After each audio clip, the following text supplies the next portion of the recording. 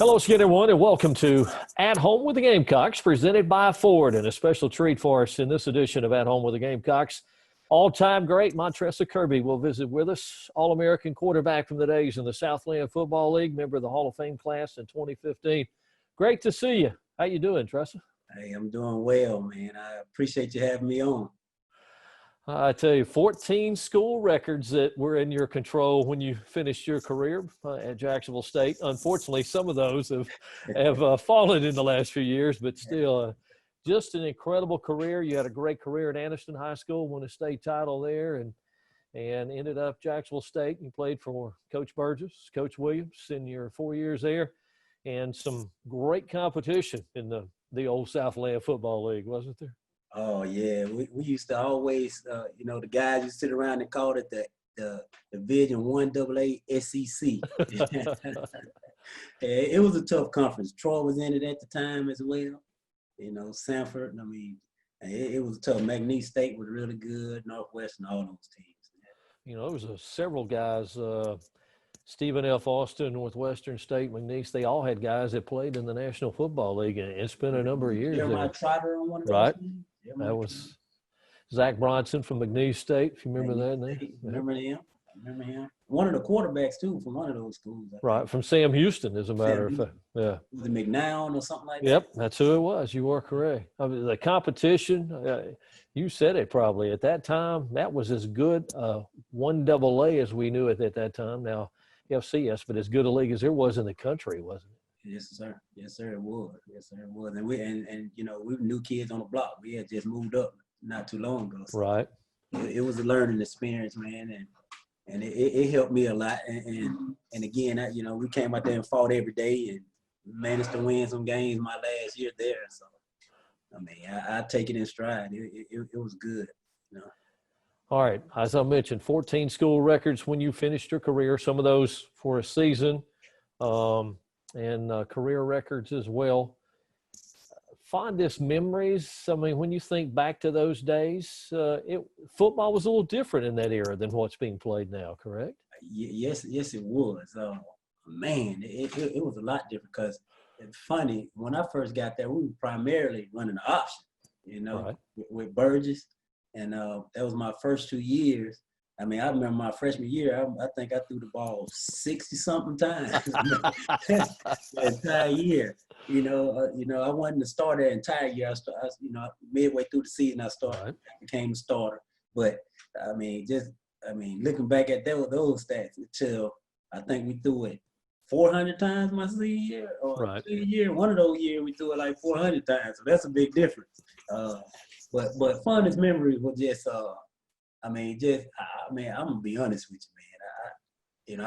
I came out of high school with no offers. I mean, I started 1 year. I was behind All-American John David Phillips, and then before him it was Clay Caldwell, and John David Phillips went on and played at Bama, started for Bama, and so it was just more of a wait your turn. So I kind of got recruited late. I was a little small, undersized, but I was Sir, what'd you weigh? 160 pounds, maybe? I was a little bit more than that. 170.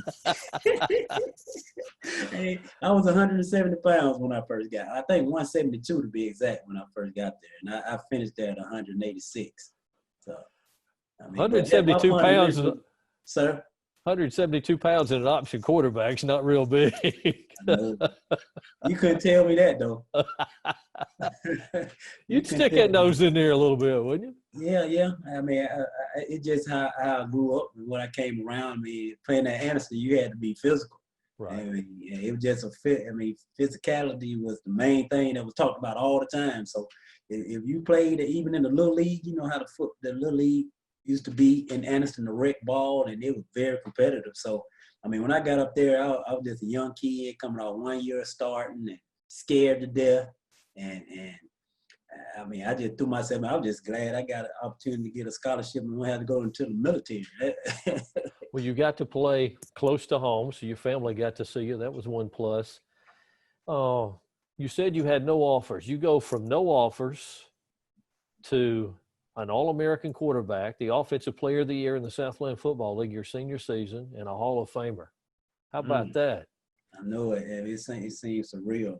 I mean, I don't know. I mean, because I don't talk about it. You know, a lot of people don't know my story, but you know, when I do get an opportunity to talk about it, you know, I try to use that to encourage because, you know, it do hurt a little bit when you don't get recruited, you know, especially if you want to. But I remember sitting in the office with Coach Bibby, and we just called schools, and it was just no after no, you know. And then Jacksonville State was the first school that offered me. They come down the day before the state championship game and offer me. And man, was that Coach Maniscalco? Well, I think it wasn't Billingsley. It was Brown. Coach Brown. I think it was Coach Brown. Coach Brown. That's who I remember. It was two of them, but I remember Coach Brown. Now I can't remember if Coach Mann was with him or not, but I remember Coach Brown.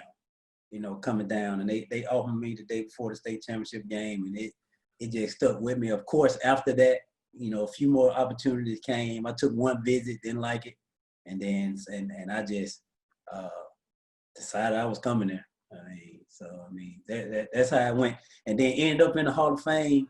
I'm truly humble. That was great. When I got that call, I couldn't believe it. It's like.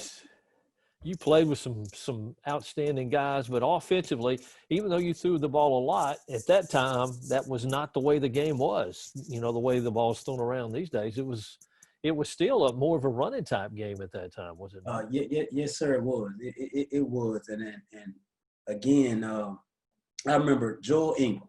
That's my man. I mean, we played. I met him in the Alabama-Mississippi All-Star game. We got down there and we needed a center.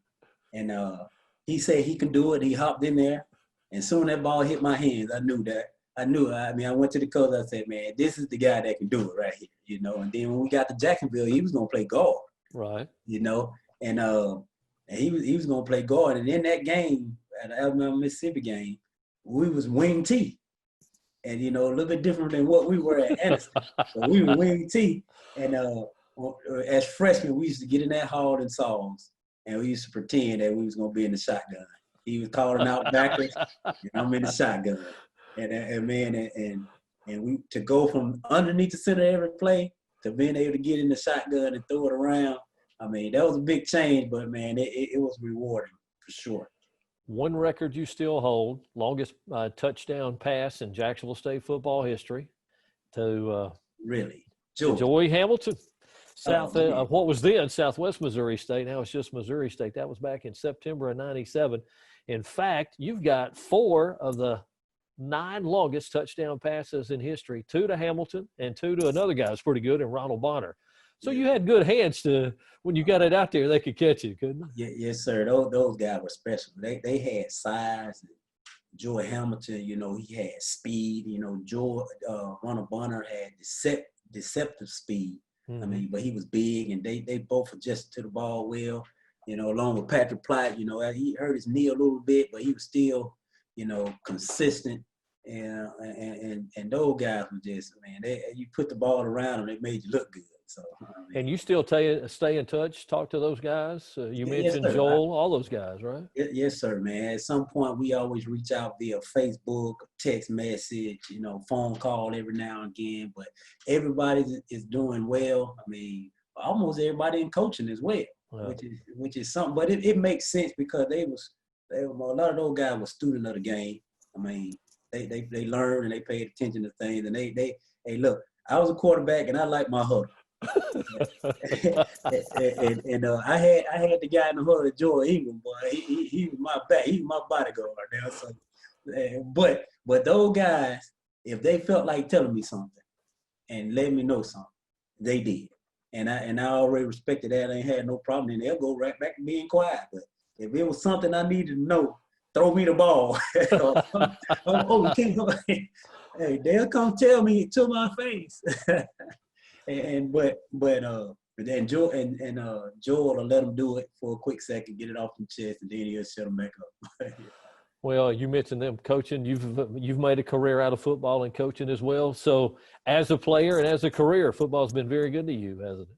Yeah, yes, sir. I mean, I can honestly say that, and it taken me places that I never thought I'd go. You know, I grew up, you know, a little underprivileged. I grew up in public housing, and and single parent. My mom, she done all that she can do. And I think she's done a pretty decent job under the circumstances. But I mean, it's been great. I got an opportunity to play in the CFL. Got an opportunity to play arena. I've met a lot of people that got values and knowledge of the game and just life lessons learned and stuff through the whole football thing. So I mean, it really have been blessed. It even helped me get over the shyness that I have. You know what I mean? So I mean, just being thrown into that quarterback position, and you just gotta be out. You gotta be a leader. So it had worked wonders for me. I'm truly blessed. Thanks for spending some time with us. Again, great career. Fortunately, I got to see all 4 years of it, and I'm thankful for that. And the Hall of Fame 5 years ago, congratulations on all that and continued success in your coaching career. Stay in touch. Come see us, man. All right, no problem. Thank you, man. My man, the voice. Yeah. Thanks. Montressa Kirby at home with the Gamecocks, presented by Ford. Thanks for being with us. Until next time, I'm Mike Parris.